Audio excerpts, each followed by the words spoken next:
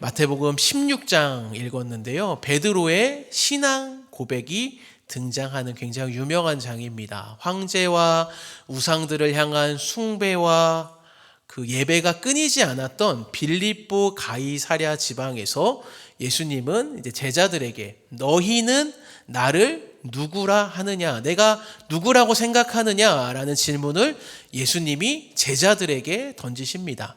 그 중에서 이제 베드로가 뭐라고 합니까? 주는 그리스도시요 살아계신 하나님의 아들이십니다 라고 고백을 하죠. 이 고백이 얼마나 어찌나 놀라운 고백이었는지 마태복음에도 마가복음에도 누가복음에도 공간복음 3권에 다 기록이 되었고 뿐만 아니라 예수님이 베드로를 칭찬하십니다. 이게 바로 오늘 우리가 읽은 직전 20절까지의 내용이고, 그리고 이제 오늘 본문 21절로 이어지는 거예요. 21절을 보시면 이때로부터 예수 그리스도께서 자기가 예루살렘에 올라가 장로들과 대제사장들과 서기관들에게 많은 고난을 받고 죽임을 당하고 제3일에 살아나야 할 것을 제자들에게 비로소 나타내시니라고 말씀을 하고 있습니다. 베드로와 제자들에게 예수님은 당신에게 일어날 일들을 말씀하시는 거예요. 이것을 첫 번째 순환 예고라고 부르는데요. 예수님의 십자가 고난과 죽음, 그 부활에 대한 공식적인 첫 번째 예고가 오늘 21절에 지금 나오고 있는 것입니다. 그러니까 핵심은 뭐냐면 예수님께서 이제 예루살렘에 올라가시는데 그곳에서 무엇을 당하신다는 거예요? 고난을 받고 죽임을 당하고 3일 만에 살아난다라는 거예요. 이제 뭔가 좀 이상하지 않습니까? 방금 전까지 누가 신앙 고백을 멋지게 했어요?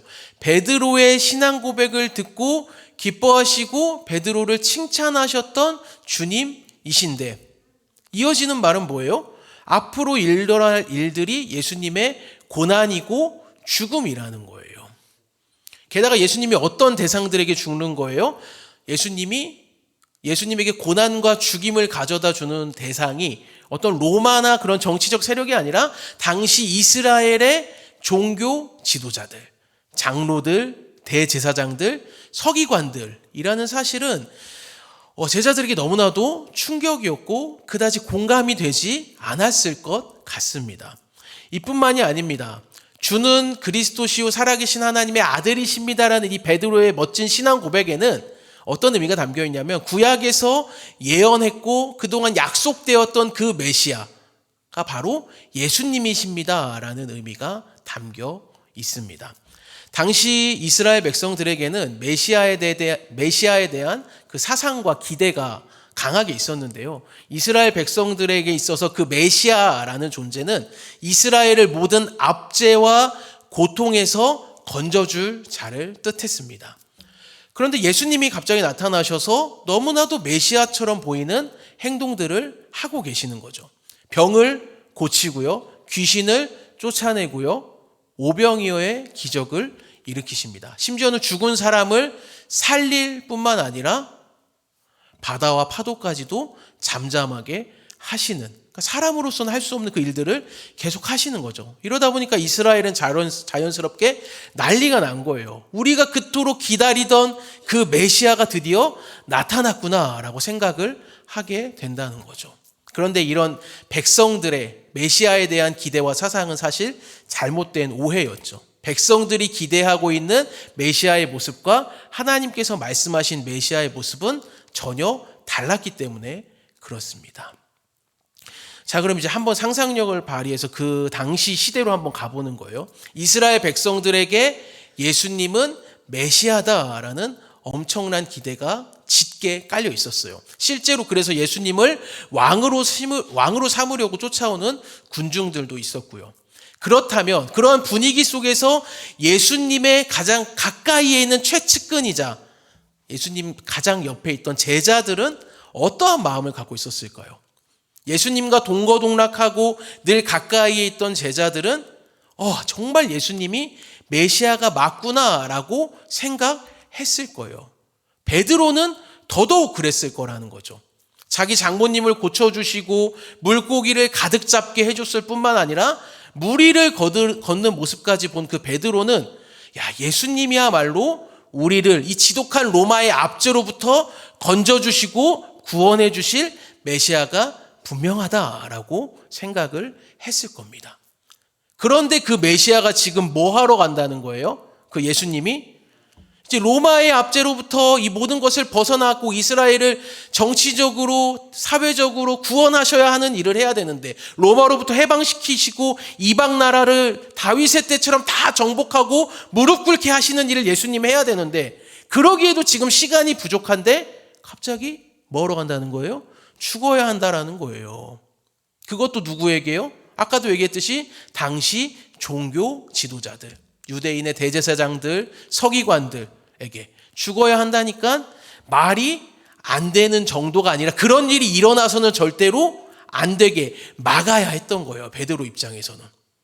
그래서 심지어 베드로는 예수님이 어쩌면 지금 정신이 나가신 게 아닌가, 미친 건 아닐까라고까지 생각했던 거예요. 예수님이 메시아로서의 본분을 지금 놓치고 계시는구나 라고 생각을 했어요. 그래서 22절과 같이 이야기를 하는 겁니다. 22절 보시면 베드로가 예수를 붙들고 항변하여 이르되 주여 그리마옵소서, 이 일이 결코 주께 미치지 아니하리이다 라고 말합니다. 여기서 항변했다라는 단어는 이제 마태복음 이제 다음 장 17장에 보면 예수님이 귀신을 꾸짖을 때 사용되는 단어입니다. 그러니까 지금 베드로가 예수님을 뭐 하고 있는 거예요? 야단치고 있는 거예요. 꾸짖고 있는 거예요. 예수님, 그런 일이 일어나면 안 됩니다. 제가 막아드리겠습니다 라고 지금 예수님을 꾸짖고 있다라는 거예요. 마치 예수님이 귀신을 꾸짖는 것처럼 말이에요. 그러니까 이제 예수님이 베드로에게 뭐라고 말씀하십니까? 23절입니다. 예수께서 돌이키시며 베드로에게 이르시되 사탄아 내 뒤로 물러가라. 너는 나를 넘어지게 하는 자로다. 내가 하나님의 일을 생각하지 아니하고 도리어 사람의 일을 생각하는도다 하시고 라고 말씀을 합니다. 예수님은 베드로에게 이제 굉장히 좀 강력한 어조로 말씀을 하세요. 사탄아 내 뒤로 물러가라고 하시는데, 이 표현도 사실은 마태복음 4장에서 예수님이 시험을 받으실 때 사탄에게 하신 그 동일한 표현입니다. 그러니까 조금 이해가 되지 않죠. 예수님 하면 어떤 이미지입니까? 강팍하고 막 강포스럽고, 그게 아니라 온유하시고 약자를 배려하시고 섬기시는 그런 모습을 보이는 게 바로 우리 예수님인데, 왜 예수님이 이렇게 베드로에게 강하게 사탄아 물러가라라고까지 말씀을 하신 걸까요? 그건 23절 방금 읽은 뒷부분에 분명히 나오죠. 베드로가 하나님의 일을 생각하지 않고 누구의 일을 생각했기 때문입니까? 사람의 일을 생각했기 때문이라는 거예요. 예수님이 예루살렘에 올라가셔서 고난을 당하시고 죽임을 당하는 일이 일어나면 절대 안 됩니다라고 베드로가 예수님을 꾸짖으면서 말한 게 하나님의 일이 아니라 누구의 일이라고요? 사람의 일이라는 거예요. 그러니까 정리하자면 예수님이 고난을 받고 십자가에서 죽는 것은 하나님의 일이고 하나님의 뜻이라는 거예요. 그게 하나님의 뜻이라는 겁니다. 그렇기 때문에 이 십자가에서 죽으시는 그 하나님의 일, 하나님의 뜻을 말리는 베드로의 행동은 자연스럽게 인간의 일이고 인간의 뜻일 뿐만 아니라 사탄의 방법이다라고 예수님이 그 본질을 꿰뚫고 베드로에게 말씀하시는 거예요. 왜 그럴까요? 베드로의 마음 깊은 곳 그 중심에는 자기중심적인 생각이 숨어 있기 때문에 그렇습니다. 겉으로는 예수님의 안위를 걱정하는 것처럼 보였지만 그 베드로의 마음의 중심에는 뭐가 있는 거예요? 예수님이 죽으시면 안 돼. 예수님은 지금 이스라엘을 로마로부터 구원하시는 메시아가 되셔야 한다라는 생각이 베드로의 마음의 중심에 있었기 때문에 그렇다라는 거예요. 그러니까 베드로가 겉으로 볼 때는 예수님을 위한 행동을 하는 것처럼 보이지만 실상은 인간의 일을 구하고 있다라는 것입니다. 하나님의 일로 포장된 인간의 일을 베드로가 지금 구하고 있는 것입니다. 사랑하는 여러분, 반드시 이 부분을 통해서 우리가 기억하셔야 하는 진리가 한 가지 있습니다. 우리 주님은요, 하나님의 일로 포장된 사람의 일을 구하는 것, 이것을 가장 싫어하신다는 거예요. 극도로 경계하시는 것이 바로 이것입니다. 사랑하는 제자에게 사탄아 물러가라고 말씀하실 정도로 우리 주님은 이것을 싫어하신다라는 거예요. 따라서 오늘날을 살아가는 우리 그리스도인들이 해야 하는 바는 명확합니다. 내가 하는 말과 행동이 정말로 그 안에 어떠한 동기와 의미를 가지고 있는지를 우리가 계속해서 살피고 점검해야 한다라는 것입니다. 제 아무리 종교적이고 하나님의 영광을 구하는 일이라고 할지라도 그것의 동기와 목적성과 방향성이 하나님을 향하지 않고 나를 향하고 있다면 그것은 하나님의 일이 아니라 뭐라는 거예요? 인간의 일이고 사탄의 일이라는 거예요. 예를 들어볼게요. 제가 지금 강단에서 지금 설교를 하고 있잖아요. 이 설교를 하는 방향성과 목적성이 하나님을 드러내고 하나님이 어떠한 분이시며 그분이 우리를 위해 하신 일이 무엇인지를 드러내는 것이 아니라 김준호 설교 잘하네 라는 말을 듣기 위해서라면, 내 자신의 이름이 높아지고 드러나기 위해서라면, 사람의 인정을 받기 위해서라면 이건 하나님의 일이 아니라는 거예요. 제 아무리 하나님의 말씀을 선포하는 설교라고 해도, 거룩해 보이는 종교 행위라고 해도 그것은 사탄의 일, 인간의 일이 된다라는 것입니다. 사랑하는 여러분, 하나님의 뜻으로 포장된 자기의 뜻을 구하던 베드로에게 우리 주님은 사탄아 물러가라고 말씀하십니다. 하나님의 일을 구하지 않고 사람의 일을 구한다고 말씀하고 있습니다. 사실 마태복음을 살펴보면 이러한 내용들이 계속 좀 반복이 되고 분명하게 드러나는 걸 알 수 있는데요. 마태복음 7장을 보면은 하나님의 뜻을 내세웠지만 여전히 자기의 뜻을 구하며 살아가던 사람들에게 우리 주님은 이렇게 말씀합니다. 마태복음 7장 21절에서 23절입니다. 나더러 주여 주여 하는 자마다 다 천국에 들어갈 것이 아니오 다만 하늘에 계신 내 아버지의 뜻대로 행하는 자라야 들어가리라. 그날에 많은 사람이 나더러 이르되 주여 주여 우리가 주의 이름으로 선지자 노릇하며 주의 이름으로 귀신을 쫓아내며 주의 이름으로 많은 권능을 행하지 아니하였나이까 하리니 그때에 내가 그들에게 밝히 말하되 내가 너희를 도무지 알지 못하니 불법을 행하는 자들아 내게서 떠나가라 하리라 라고 말씀하고 계십니다. 주의 이름으로 선지자 노릇합니다. 주의 이름으로 귀신을 쫓아냅니다. 주의 이름으로 많은 권능을 행합니다. 얼마나 놀라운 일입니까? 굉장히 귀한 사역이에요. 이런 일을 하시는 분이 계시다면 우리가 어떻게든 선교비도 보내드리고 어떻게든 사역을 돕기 위해 힘써야 되는 거 아닙니까?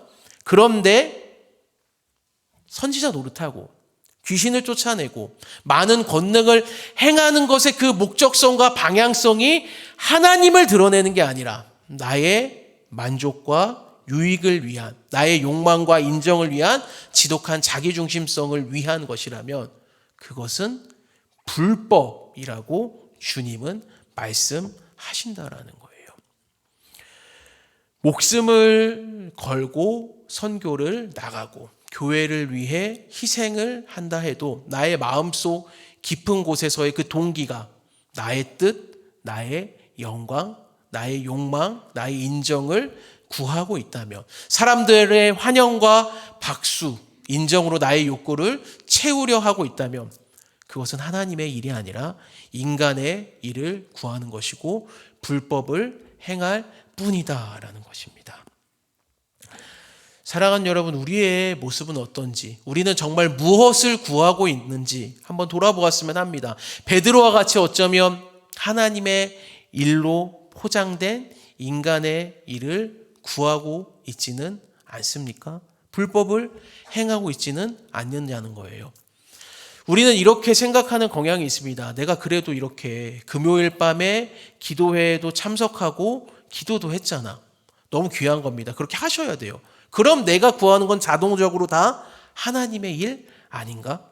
그리고 지금 이 시간에도 기도조차도 안 하고 있는, 여기에 나오지도 않은 그 사람들은 인간의 일을 구하는 거 아니야? 그러나 오늘 본문이 우리에게 말씀하는 바는 뭐예요? 하나님의 일로 포장된 인간의 일을 구할 수 있다라는 거예요. 선지자 주의 이름을 부르면서도 말입니다. 계속 심각한 얘기만 해서 심각해졌는데 사랑하는 여러분, 그럼 어떻게 해야 될까요? 하나님의 일로 포장된 나의 일을 구하는, 우리가 그렇게 하고 싶지 않지만 우리의 연약함으로 인해 그럴 수도 있다라는 거거든요. 그럼 어떻게 해야 될까요? 그것에 대해 우리 주님은 24절과 같이 말씀하시는 거예요. 마태복음 16장 24절은 같이 한번 읽어보겠습니다. 이에 예수께서 제자들에게 이르시되,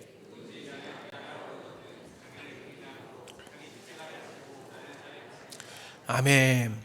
이 말씀의 위치가 사실 굉장히 중요합니다. 이제 마태복음 16장 20절까지 베드로의 신앙 고백이 나오고, 그리고 21절에서 예수님이 이제 십자가 지러 가신다는 순환 예고가 나오고, 그리고 베드로가 그러면 안 됩니다 하면서 베드로의 항변이 나오고, 23절에서는 베드로에게 사탄아 물러가라 라고 하면서 예수님의 꾸중이 나온 다음에 24절이 나오는 거예요.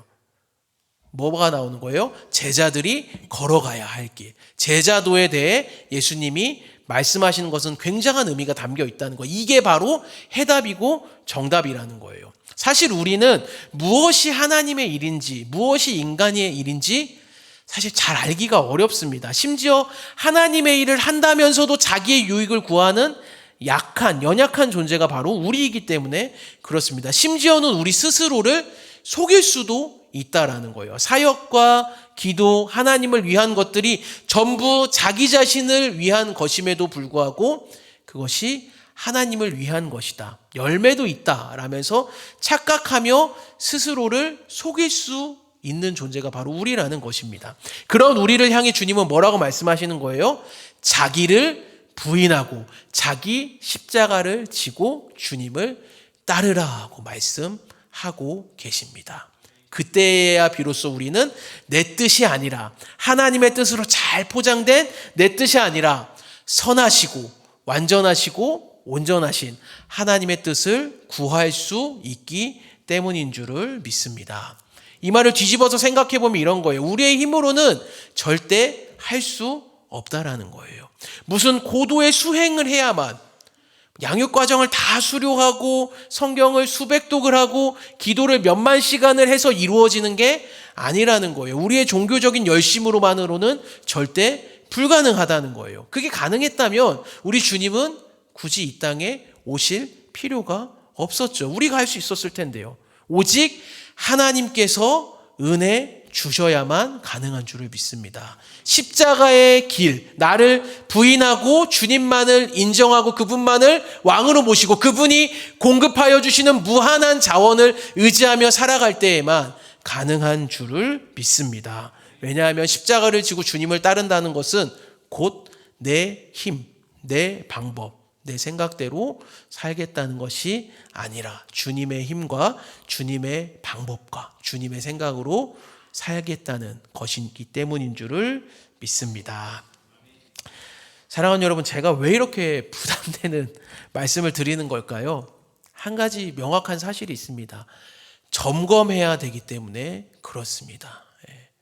어제 저희 집에 가스 점검이 왔다 갔는데 요즘 문 잘 안 열어주신다고 굉장히 또 걱정하시면서 가셨거든요. 제가 있었던 건 아니고 근무 시간이었기 때문에 제 아내가 있었습니다. 가스 왜 점검합니까? 잘 아시죠? 가스가 폭발한 다음에 점검하면 어때요?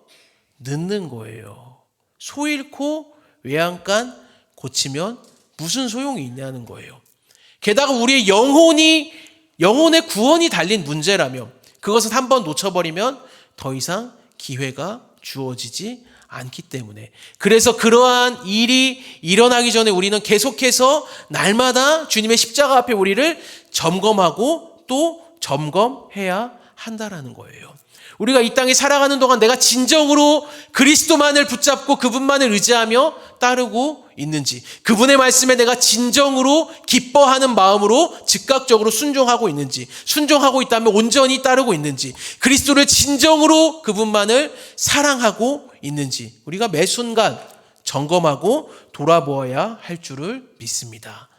제 말이 아니고 성경의 말씀이에요. 고린도후서 13장 5절입니다.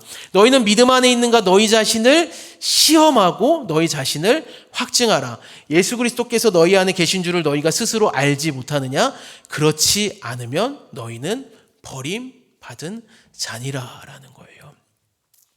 오늘날 많은 성도들이 이 점검을 안 합니다. 자신이 정말 믿음 안에 있는가 시험하고 확증하는 일을 포기합니다. 왜 포기할까요? 부담이 된다고 생각하기 때문에 그래요.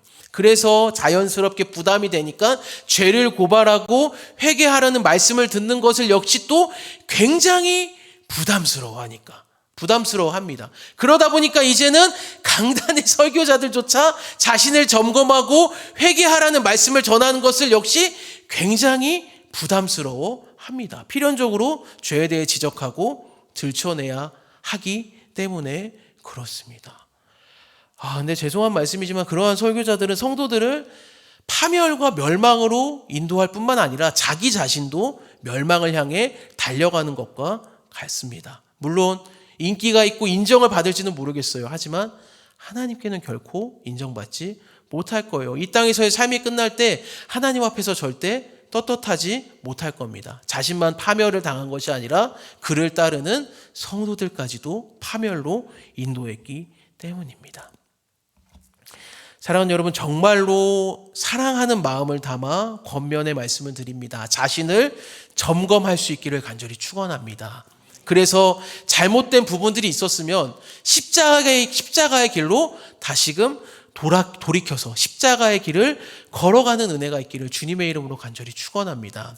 그것은 곧 나를 부인하고 자기 십자가를 지고 주님의 말씀을 따라 순종하며 살아가는 삶인 줄을 믿습니다.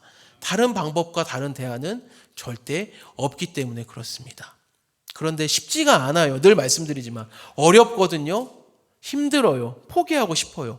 그래서 우리 주님은 이 십자가의 길을 좁다고 말씀하신 거 아니겠습니까? 마태복음 7장 13절 14절을 보시면 좁은 문으로 들어가라. 멸망으로 인도하는 문은 크고 그 길이 넓어 그리로 들어가는 자가 많고 생명으로 인도하는 문은 좁고 길이 협착하여 찾는 자가 많다? 적음이라는 거예요. 여기서 생명으로 인도하는 문은 좁고 길이 협착합니다. 그래서 찾는 자가 적다고 얘기해요. 여기서 협착하다에 쓰인 단어에는 압박과 고난과 환난을 당한다라는 뜻도 가지고 있거든요. 그러니까 생각해 보세요. 좁아서 들어가기 불편한 문, 압박과 고난이 있는 그 협착한 길, 누가 가고 싶겠습니까? 그래서 자연스레 그 좁은 문은 사람들이 찾지 않아. 적다라는 거예요. 찾는 사람이 적다는 거예요. 그런데 그럼에도 불구하고 이 좁은 문, 좁은 길, 협착한 길, 힘든 길을 가야 하는 이유가 뭐예요? 우리를 무엇으로 인도하기 때문에? 생명으로 인도하기 때문에 그런 거예요. 우리의 본성을 거스르고 이 세상의 방식과 다르다 해도 들어가기 힘써야 하는 이유는 무엇입니까? 그 좁은 문이, 그 협착한 길이 우리를 멸망으로 인도하는 것이 아니라 생명으로 인도하기 때문인 줄을 믿습니다. 하지만 동시에 또 기억해야 되는 사실이 있어요. 좁은 문으로 들어가라는 이 말씀은 사실 산상수훈의 말씀이고 산상수훈의 말씀은 제자들을 향한 말씀이거든요. 제자들, 예수님을 진정으로 사랑하고 예수님을 진정으로 따르고자 했던 제자들을 향한 주님의 말씀이었다는 거예요. 그게 어떠한 의미를 담고 있느냐?